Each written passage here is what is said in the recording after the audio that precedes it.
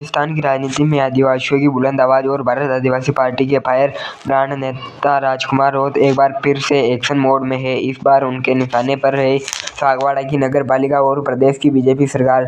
सागवाड़ा के बाराफलों के वरिष्ठ जनों और बाप कार्यकर्ताओं द्वारा आयोजित एक जन सुनवाई कार्यक्रम में राजकुमार राउत ने जो देखा उसने उन्हें झकझोर कर रख दिया है। राउत ने सीधे शब्दों में कहा कि जब ऊपर से लेकर नीचे तक बीजेपी बैठी है तो फिर जनता सड़कों पर क्यों है। सागवाड़ा नगर पालिका क्षेत्र के 12 इलाकों से आए बुजुर्ग और स्थानीय निवासियों ने जब राजकुमार राउत के सामने अपनी व्यथा सुनाई तो बदहाली की एक डरावनी तस्वीर सामने आई।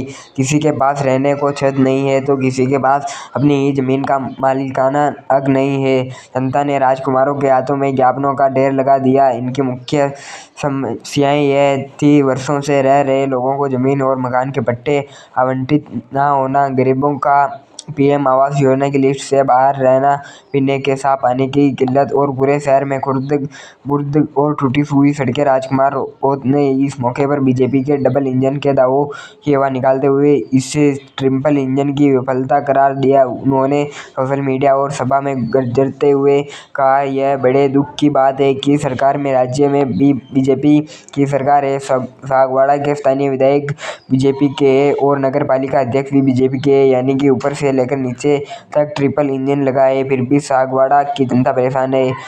राउत ने आरोप लगाया कि जब सत्ता की सारी चाबियां एक ही पार्टी के पास है तो फिर काम क्यों रुके हुए हैं। क्या यह सिर्फ प्रशासनीय लापरवाही है या जानबूझकर आदिवासी समुदाय की अनदेखी की जा रही है। राजकुमार राउत ने विशेष रूप से आदिवासी समुदाय के पट्टों के मुद्दे को उठाया। उन्होंने कहा कि आदिवासी समुदाय पीढ़ियों को सागवाड़ा नगर पालिका क्षेत्र में निवास कर रहे हैं।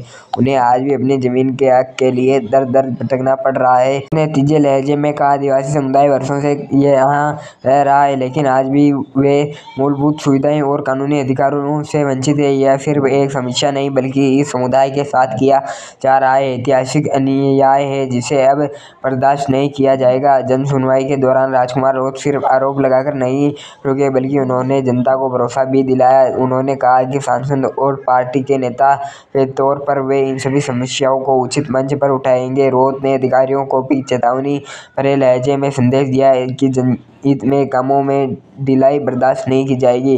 उन्होंने समर्थकों से कहा, हमारे स्तर से इन समस्याओं के हर संभव समाधान का प्रयास किया जाएगा। अगर जरूरत पड़ी तो हम सड़क से लेकर विधानसभा तक संघर्ष करेंगे। वीडियो अच्छा लगा हो तो वीडियो को लाइक करें, चैनल पर नए हो तो चैनल को सब्सक्राइब करें।